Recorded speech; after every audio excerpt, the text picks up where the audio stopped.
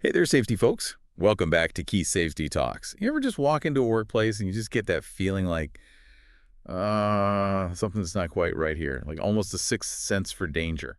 I think any safety professional, they develop that intuition over time, Like Yeah, you almost have like an internal OSHA radar, always on, always looking for those hazards. yeah. We've got a ton of resources here. We've got training manuals, legal analyses, even some pretty intense incident reports. And, today we're going to sift through all of it. Really try to focus on what all of you need to know to really fine-tune that safety sense. Think of it like a master class in not just knowing the rules, but like really understanding why those rules exist, and Right. and how they play out in the real world, in the field. Okay. So let's kick things off with like the big picture. When we talk about OSHA, what are we actually talking about? Not just the acronym, but the actual impact. So OSHA, right. Occupational Safety and Health Administration, it's way more than just a rule book. It's almost like an embodiment of a promise, right? A promise that was made after some really, really horrific workplace tragedies. Back in the 1960s, the annual workplace fatality rate was just shocking. Something had to change. It's easy to forget how bad things actually were back then. Like nowadays we take workplace safety for granted, but it wasn't always this way. Absolutely. The creation of OSHA back in 1970, that was a huge turning point. It set a national standard for safety in the workplace, finally acknowledged that every worker deserves to return home safe and sound at the end of the day. So is it like a federal police force for safety? Like Yeah. just swooping in and catching all the people breaking the rules? That is part of it for sure, but it's not that simple. It's more nuanced. OSHA sets the standards, enforces them, but they also provide so many resources, training, and guidance to help employers actually comply.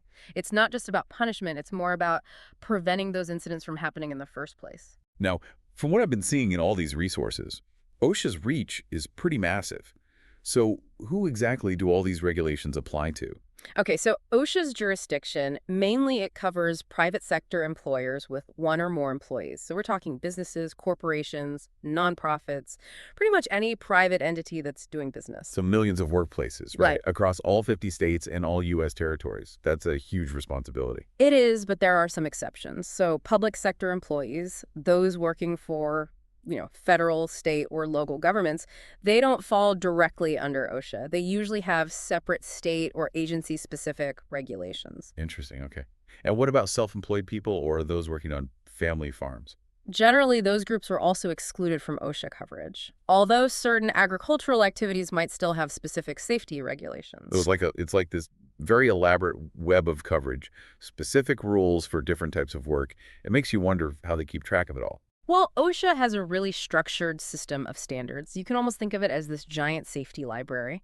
And there's two main categories. You've got the horizontal and the vertical standards. Okay, let's break that down a little bit. Horizontal standards. Have them. Those sound like the rules that kind of apply across the board. Exactly. Those are the universal safety principles. They apply to pretty much any workplace. Doesn't matter the industry. We're talking things like hazard communication, fire safety, emergency exits, all those basic things that every employer needs to have in place. Makes sense. Okay, so if the horizontal standards are the foundation, what do the vertical standards cover? So the vertical standards are the industry-specific rules. Those are the ones that get really into the details. So for example, if you look at construction, they have their own set of standards for things like scaffolding, trenching, fall protection. Or you look at manufacturing, you've got rules for guarding machinery, hazardous chemicals, it goes on and on. Wow. So you're saying there's an OSHA rule for pretty much every single hazard you could imagine. Ideally, yes. But you know how it is. The world of work is constantly changing, and new hazards are always popping up, and that's where things get interesting. Right, because you can't possibly have a rule for every single scenario, can you? Exactly. And that's where OSHA has their secret weapon, the General Duty Clause. Ooh, that sounds very intriguing. So what is the general duty clause all about? It's like this ultimate safety net. It basically says that even if there's no specific rule for a specific hazard, the employers are still responsible for providing a workplace that's free from recognized hazards. Okay, so let me get this straight. If I walk into the office and there happens to be a genetically modified T-Rex on the loose, my employer is still responsible for keeping me safe, even though there's probably no OSHA standard for rampaging dinosaurs. Exactly. The general duty clause really emphasizes that safety isn't just checking boxes on a checklist. It's about a proactive commitment to finding those hazards and mitigating them, even the ones that haven't been written down in a rule book yet. The general duty clause sounds like a pretty powerful tool. How does it actually work in practice? Okay, so let me give you a real-world example. Back in 2010, there was a really tragic accident at a refinery in Washington state. A heat exchanger ruptured, and it released a massive amount of highly flammable vapor. Oh, wow.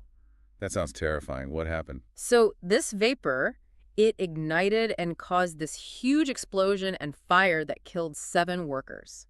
Now, OSHA didn't have a specific standard for that particular type of heat exchanger, but they ended up citing the refinery under the general duty clause. So even though there wasn't a specific rule for exploding heat exchangers, the company was still held responsible for not preventing that kind of hazard. Exactly. The investigation showed that the company knew there was a chance of corrosion and leaks, but they didn't have proper inspection and maintenance procedures. The general duty clause was key in holding them accountable for not providing a safe work environment.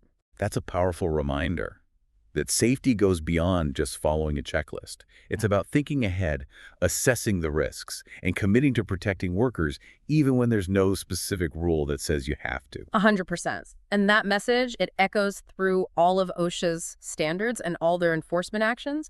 It's about creating a culture of safety, not just a culture of compliance. Okay, so we've got this foundation of OSHA standards, both the specific and the more general ones.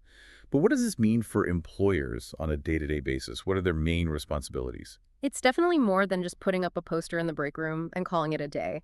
Right. Employers, they have this legal and moral obligation to create a work environment that's safe for their employees.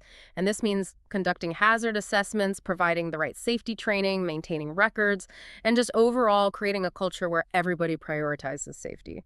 That sounds like a very thorough approach. Can you give us some more concrete examples of what these responsibilities look like in action? Okay, sure. Let's take hazard communication, for example. It's one of the most fundamental OSHA standards, and it applies almost everywhere. It says that employers have to inform workers about the hazardous chemicals they might be exposed to. So you're talking about those labels with all the warnings and pictograms that you see on chemical containers. Exactly. But it goes beyond just putting a label on a bottle. Employers need a written hazard communication program. They need to give workers access to the safety data sheets, the SDSs, and they need to train their workers on how to handle, store, and dispose of hazardous materials safely. So it's about making sure that anyone who works with chemicals understands the risks and how to protect themselves. Right, and this applies to so many different types of workplaces, from construction sites to labs to even just office cleaning crews. Speaking of cleaning crews, what about situations where workers might be exposed to, like blood or other bodily fluids? Isn't there a specific standard for that? You're thinking of the bloodborne pathogens standard. It's crucial for protecting workers in healthcare, emergency response, even people who might encounter blood or other potentially infectious materials while they're doing their normal jobs. So we're talking about nurses, paramedics, even janitorial staff in certain settings. Exactly. That standard requires specific precautions, like using personal protective equipment, the PPE, handling sharps safely, disposing of them properly, and having procedures for cleaning up spills. It also requires employers to offer hepatitis B vaccinations to any employees who are at risk and train them on preventing the spread of bloodborne diseases. It's a good reminder that workplace safety isn't just about preventing those slips, trips, and falls. It's also about protecting workers from those hazards you can't see, like viruses and bacteria. Absolutely. And the main point here is that employer responsibilities, they go beyond just meeting the bare minimum requirements of the OSHA standards. It's about going above and beyond to create that culture of safety, a culture where everybody feels like they can speak up about their concerns, point out hazards, and play a part in making the workplace safer. All right, so we've been focusing on the employer side of things. Yeah. But what about the workers themselves? What rights do they have when it comes to safety? Workers have this fundamental right to a workplace that's both safe and healthy. And this isn't just, a nice sentiment, it's backed up by the law. OSHA gives employees specific rights, and these are just as important as the employer's responsibilities. So it's a two-way street. Employers have the duty to provide that safe workplace, and employees have the right to expect and even demand that safety. That's it. And OSHA is very clear that employees can't be punished for speaking up about safety concerns. They have the right to report those hazardous conditions, ask for safety training, and take part in OSHA inspections. And they can do all this without fear of retaliation. So no getting fired for pointing out that the forklift is missing a wheel. Exactly. And if an employee feels like their concerns aren't being taken seriously, they have the right to file a complaint directly with OSHA. So those complaint forms that people fill out, they don't just disappear into a void. OSHA actually takes them seriously. They absolutely do. And it's really important to remember that these inspections, they're not about trying to catch employers doing something wrong or just handing out fines. They're about finding those hazards and fixing them so we can prevent injuries and save lives. It sounds like a very serious process. So walk us through it. What actually happens during an OSHA inspection? It's a pretty structured process. Yeah. So first, an OSHA compliance officer shows up at the workplace, presents their credentials, and explains why they're there. Okay, so no sneaking around in disguise or pretending to be the pizza delivery guy. No, nothing like that. They're very upfront about it. Okay, so what happens next? So the compliance officer, they'll usually do a walkthrough of the entire facility. They'll observe work practices, talk to employees, and look at safety records and programs. It's like a safety audit, but on a much larger scale. You could say that. They're looking for any violations of OSHA standards, but also for potential hazards that might not be covered by a specific rule. I bet that can be a pretty nerve-wracking experience for employers. It can be, yeah. But it's important to remember that OSHA is ultimately there to help, not just to punish. They want to identify hazards and make sure they get fixed. Of course, if they do find violations, there can be consequences. Let's talk about those consequences. What kind of violations can OSHA give out, and what are the penalties like? Okay, so OSHA has this system of violations, and each one has a different level of severity and a corresponding penalty. At the less serious end, you have other than serious violations. Those are things that could be a hazard, but they're unlikely to cause death or serious injury. So something like a missing guardrail on a low platform. Exactly. Those usually have smaller fines. Then you have serious violations where there's a good chance that the hazard could lead to death or serious injury. Okay, so those sound a lot more serious. They are. The fines for those can be pretty big. And then at the very top, you've got willful violations. Those are the most severe. What makes a violation willful? So that's when an employer knowingly and intentionally ignored an OSHA standard. Or they just didn't care about employee safety at all. It's basically saying, we knew the rules, but we just didn't care. Wow. That's a pretty serious accusation. It is, and the penalties are very serious too. Willful violations can result in huge fines and sometimes even criminal charges. You also have repeated violations, which is when an employer has been cited for the same or similar violation multiple times within a certain time frame. And then there are failure to abate violations. That's when they didn't fix a hazard that they were previously cited for by the deadline OSHA gave them. It sounds like OSHA means business when it comes to enforcing these rules. But what happens if an employer doesn't agree with a citation? Do they have any options? Absolutely. Both employers and employees have the right to contest OSHA citations, the penalties, or even how long they have to fix a problem. It's a formal process, but it involves filing what's called a notice of contest and then making their case to an independent review commission. So it's not just OSHA making all the decisions. There's a system in place to ensure that things are fair. That's right. And OSHA actually encourages employers to work with them to resolve issues informally if possible. The goal is to get everyone in compliance and create a safe work environment, not just to hand out penalties. That's good to know. We've covered a lot of ground here, from the overall power of OSHA to those specifics of inspections and violations. But I'm really interested in getting into some of those detailed hazard standards. Me too. That's where things really get interesting, where those general principles meet the challenges of keeping workers safe in all the different industries and work environments out there. I'm ready to dive in. Join us for part 2 of this episode, where we're going to really explore those most important OSHA standards, from lockout to confined space entry. Don't miss it. All right, welcome back to Key Safety Talks. So in part 1, we kind of took this broad look at OSHA, right? Went over its history, how far its reach is, those basic principles that are behind everything they do. Yeah, and we even went through some pretty heavy real-world examples, like that refinery explosion where they had to use the general duty clause. Right, that was a really stark reminder that safety isn't just about checking off boxes on a list. It's got to be about looking ahead, anticipating hazards, and taking steps to protect workers, even when there's no specific rule in the book that tells you to. Totally. So now let's kind of zoom in, shall we? Right. Let's look at some of those very specific hazard standards that OSHA has. They've really developed these over the years. These are the rules that get down to the core of workplace safety. They address all the unique challenges that come with different industries and tasks. So we're talking standards for everything, right? From handling those dangerous chemicals to working high up in the air to operating heavy machinery. All of it. All of it, yeah. And each one of these standards, it's like this gold mine of information. It's packed with requirements, definitions, best practices, and these are all things that safety professionals, they need to know inside and out. So where do we even start? There are so many. Well, let's begin with one that's, considered one of the cornerstones of workplace safety, the Control of Hazardous Energy Standard, or what everyone calls it, lockout to gout. Lockout to gout. That sounds pretty intense. What makes this standard such a big deal? It's all about making sure that energy doesn't suddenly get released when people are doing maintenance or servicing machinery and equipment. Like, imagine for a second you're a technician and you're working on this big conveyor belt system. You've turned it off, right? But there could still be some energy left in the motor or the hydraulics. Okay, yeah, I'm already getting a little nervous just thinking about it. What happens if someone accidentally starts it up while you're still working on it? That's a recipe for disaster. And that's exactly what lockout to gout is trying to prevent. It's this very specific set of steps, a procedure that involves de-energizing the equipment, completely isolating it from any energy source, and then physically locking it or tagging it out so it can't accidentally start up. So it's kind of like putting one of those big do not touch signs on the machine while it's getting worked on, right? It's more than just a sign, though. It's this whole system, this process with multiple steps, verification procedures, and it relies on really clear communication between all the workers who are involved. Now, looking through these resources, it seems like lockout to gout is one of the standards that OSHA cites most often.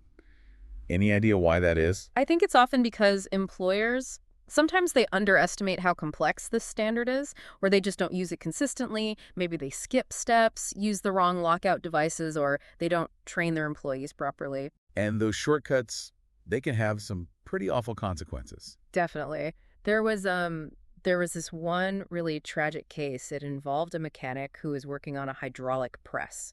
Now, the machine, it wasn't locked out correctly, and it cycled unexpectedly. It ended up crushing the mechanic. He died. Oh, that's just awful. It's a horrifying example of why these procedures are so incredibly important. It's literally about saving lives. It really is. And it's not just about going through the motions. It's about understanding the reason behind every single step. The workers, they need to be trained to spot every possible energy source, assess the hazards, and follow those lockout procedures exactly. Lockout to gout, it's definitely not something to be taken lightly. You need that technical expertise, that attention to detail, and a strong safety culture to make sure it works right. Couldn't have said it better myself. Okay, now let's switch gears. Let's talk about another standard that has its own set of challenges, but in a very different way. Confined space entry. Confined spaces. Oh. I'm already feeling a little claustrophobic. We're talking about those really tight, enclosed spaces that can get dangerous in a hurry, right? Right, like think about tanks, silos, vaults, those manhole, even crawl spaces under buildings. They might not seem dangerous on the surface, but they have all these unique hazards. And dealing with them takes specialized knowledge and precautions. I remember reading this news story a while back. It was about a group of workers who passed out from toxic fumes while they were cleaning a storage tank. It was just a terrible accident. It's sad to say, but those kinds of things happen way too often. Confined spaces, they can have really dangerous atmospheres, low oxygen levels, flammable vapors, or toxic gases. They can also have physical hazards, like you could get buried in grain or liquids or even get trapped in machinery. So it's not just about being afraid of small spaces. You could actually suffocate or get crushed in there. And that's why OSHA has a very detailed standard for confined space entry. It says that employers have to identify and classify these spaces, figure out what the hazards are, come up with a really detailed entry permit system, and they have to train anyone who might have to enter one of these spaces. It's kind of like getting a visa, right? Before you go into a potentially dangerous foreign country, you have to know the rules, the risks, and what to do in an emergency. That's a great way to put it. Yeah. And that entry permit, it's not just a piece of paper. It lists out all the specific hazards, the safety equipment you have to have, the rescue procedures, and how you're supposed to communicate. So it sounds like teamwork and communication are super important here. Absolutely. You don't want to be stuck down in a manhole with someone who forgot their gas detector or who has no idea how to signal for help. All right, so we've got lockout, tagout to prevent those sudden energy releases, and we've got confined space entry to protect workers in those enclosed spaces. What other kinds of hazards does OSHA cover? Well, falls are one of the leading causes of death in the workplace, especially in construction, roofing, and window washing.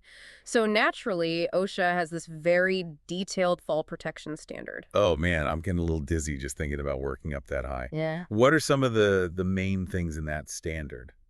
Well, it depends on the specific situation, but the main goal is to prevent falls from any height of 4 feet or more. So this might involve guardrail systems, safety nets, personal fall arrest systems, or even a combination of all those. So it's like this multi-layered safety net, literally and figuratively, to make sure workers don't fall to the ground. You got it. And like with all these other standards, training is so important. The workers need to know how to inspect and use fall protection equipment the right way. They have to understand the limits of each system and just be aware of all the dangers that come with working high up. So it's not enough to just have the equipment. You have to know how and when to use it correctly. Absolutely.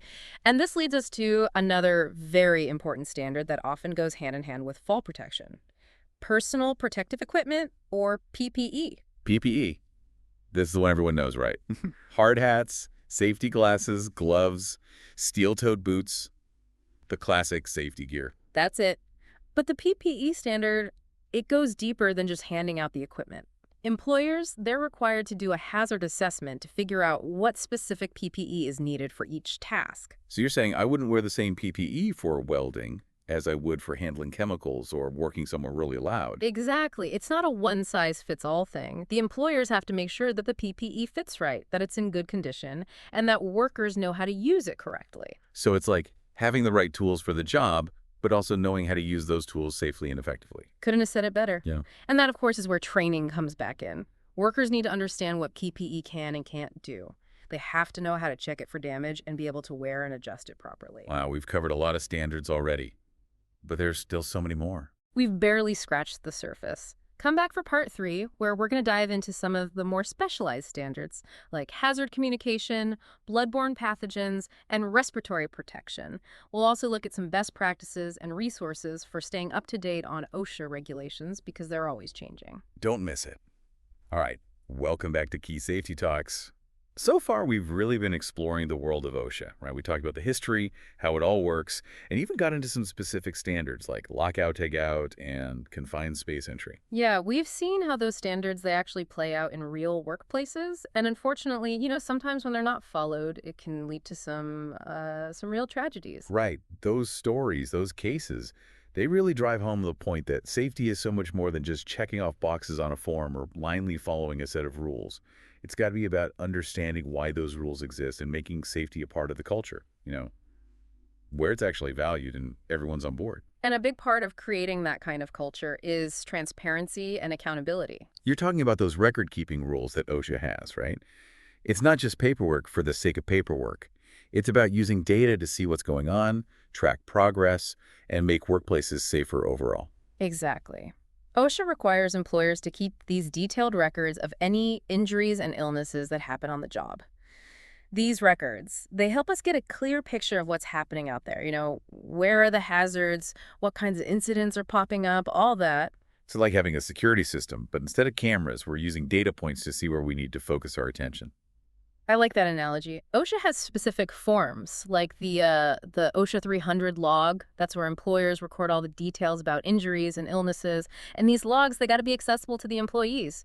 It's all about transparency, making sure everyone can see what's going on with safety in their workplace. So the workers have the right to know, right? To know about incidents that have happened and what's being done to prevent them from happening again. Absolutely. And it's not just about looking back either. We can use those records to spot trends and patterns. Like, Hmm. are there certain departments with more injuries than others? Are certain tasks more likely to lead to accidents? That kind of data can be really helpful in figuring out where to focus our efforts and how to make those safety programs even better. So it's like it's data-driven safety. We're using the information to make better decisions and really put our resources where they need to be. Exactly. And sometimes, depending on the situation, employers have to report certain incidents directly to OSHA, like if there's a fatality or someone's hospitalized. Those are the serious cases where OSHA wants to step in, do a thorough investigation, and try to prevent similar things from happening somewhere else. Right. It's about learning from those tragic events and sharing those lessons across industries. Okay, so let's move on. I want to touch on a couple more specific hazard standards that we haven't talked about yet. They're just as important as the ones we've already covered. I'm ready. Hit me with it. Okay, first up is hazard communication. This is one of those really basic, really crucial OSHA standards. It's all about making sure that workers know about any hazardous chemicals they might come across at work. We talked about this a little bit in part one, right? When we were discussing those labels on chemical containers. But there's a lot more to it than just labels, I'm guessing. Oh yeah, there's a lot more to it. It's a whole system for identifying and classifying hazardous chemicals, providing those safety data sheets, the SDSs, and training workers on how to handle, store, and dispose of these things safely. So it's about giving workers the knowledge they need, Uh, right, to understand the risks, know what precautions to take, and what to do if there's an emergency. exactly. And it's not just about protecting them from immediate harm, it's about preventing those long-term health problems that might not show up for years, maybe even decades. It's like, think about asbestos. You might not see any health effects for a really long time, but they could be absolutely devastating. That's a great example. And that's exactly why hazard communication is so important. It's giving workers the information they need so they can make their own informed decisions about their health and safety, both in the moment and down the road. And while we're on the subject of long-term health, let's talk about bloodborne pathogens. We touched on that standard earlier, but I think it's worth coming back to. It deals with some pretty serious stuff, things that you can't always see, but they can be deadly. You're right. The bloodborne pathogen standard, it's all about protecting workers who could be exposed to blood or other materials that might be carrying infections, like viruses and bacteria. So this is super important for healthcare workers, first responders, anyone who might encounter blood or bodily fluids as part of their job. You got it. And the standard lays out all sorts of precautions, things like using personal protective equipment, handling and disposing of sharp objects the right way, cleaning up spills, and even getting vaccinated for hepatitis B if you're at risk. It's a whole system designed to prevent the spread of these really dangerous pathogens and keep workers safe from those potentially deadly infections. Exactly. And training is a huge part of it, just like with hazard communication.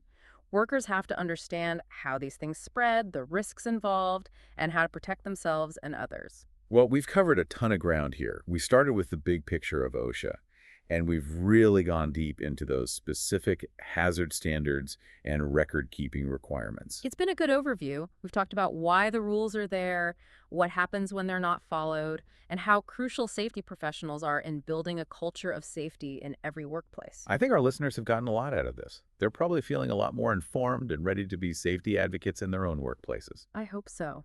But remember, this is just the beginning. Learning about OSHA is something you have to keep doing.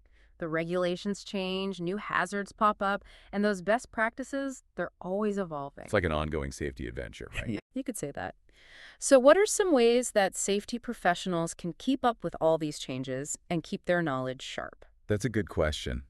I'd say subscribing to industry newsletters, going to safety conferences, even following OSHA on social media can be really helpful. For sure. And don't forget about the OSHA website. It's like this huge library of safety information. You can find the full text of every standard, guides on how to comply, training materials, even a database where you can search past citations and violations. It's like a Safety Pros online headquarters. Exactly. And remember, OSHA is there to help. They offer free consultations for employers who have questions or need help figuring out how to comply. Don't be afraid to ask for help. That's good advice. Yeah. It's clear that OSHA isn't just about cracking down on people. They want to help create safer workplaces. For sure. And that brings us to our final thought. Safety, it's not just one person's job, it's everyone's responsibility. Employers, employees, safety professionals, regulators, we all have to work together to protect workers and prevent those terrible accidents. It's about building a culture where safety is truly a priority, where everyone feels comfortable speaking up, and where we're always learning and getting better. Well said. Thanks for coming along with us on this journey into the world of OSHA. Stay curious, stay informed, and most importantly, stay safe. That's all for today. Thanks for listening to Key Safety Talks. Until next time, everyone stay safe out there.